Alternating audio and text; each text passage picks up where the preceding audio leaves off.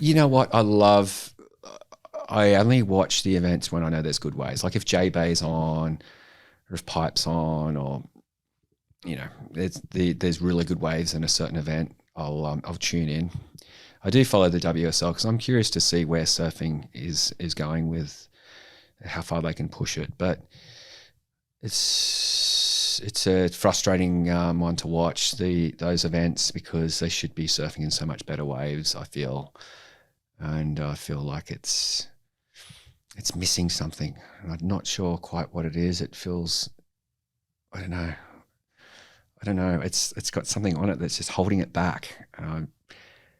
Yeah, it's a tricky one to really comment too much on the subject, but I just wish they got to surf more waves, bigger, better quality waves. I'll put my finger on it for you. Yeah, okay. You can do it. Well, I've talked about it a lot, so Yes. I've formulated a lot of thoughts on it. I think it all comes down to man versus nature. That's all we want.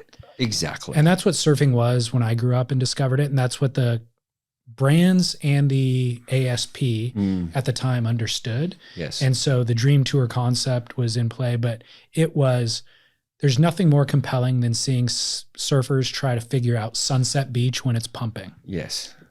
And you can say J-Bay, and you can say Pipeline, and you could say certainly Cloudbreak. There are a few dozen waves on the planet.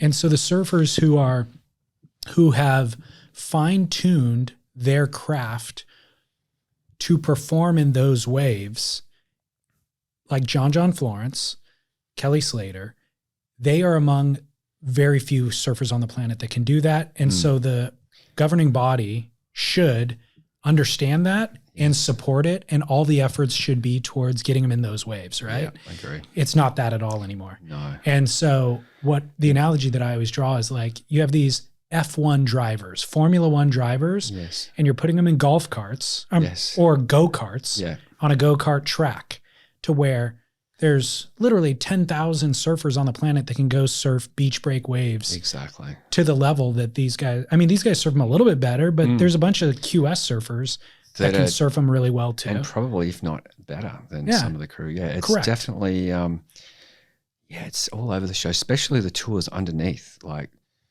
it's just, it's too small. I like to see more variety of surfers. A lot of people, and I disagree. I didn't like seeing it. Was it down to the top 5 for the last event? I mean, come on. Yeah, that's ridiculous. That's just not right At a wave all. that is a good, fun wave that maybe should be on tour, but it shouldn't be the pinnacle of the season. You know what I mean? Like, it's out of. So when you started by saying I watched the WSL because I want to see where surfing is going. Yeah. Years ago, I kind of realized this isn't even going. There's better surfing happening off tour. Yes. There's guys getting Nathan Florence's YouTube channel. Exactly. Is way gnarlier than anything I'll see on this. Stab Magazine doing an air show event. Those are crazier airs than I'm going to see on tour this year. Yeah. So the WSL is not curating progressive surfing any longer. No, it's not, is it? And it's like they're so lost with where they want to take surfing. I mean, they've got the power. Well, they had the power, it felt like, to really turn it into something special. But it's hard. Yeah.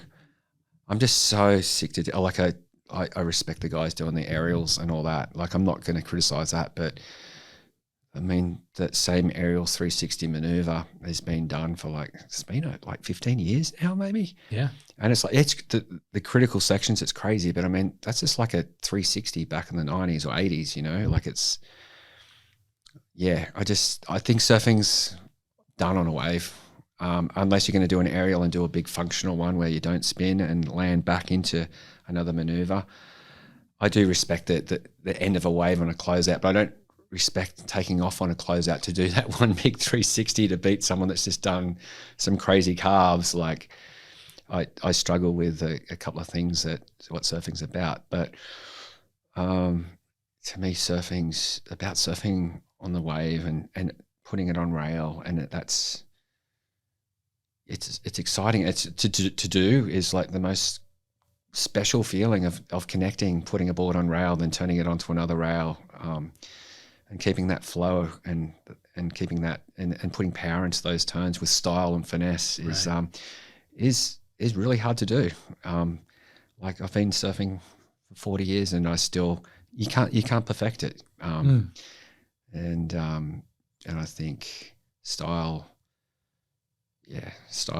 everything too. And I see some of the guys on tour, and I see some of the styles, and I'm like, oh man, that's like they can do the big aerial 360 or whatever, and it's just like, oh, it looks so ugly. I'm like, it's a bit cringy, I find. But that's just my personal opinion. I hope people respect that. Like, you know, it's just, but I just find it got a bit wayward there for a few years.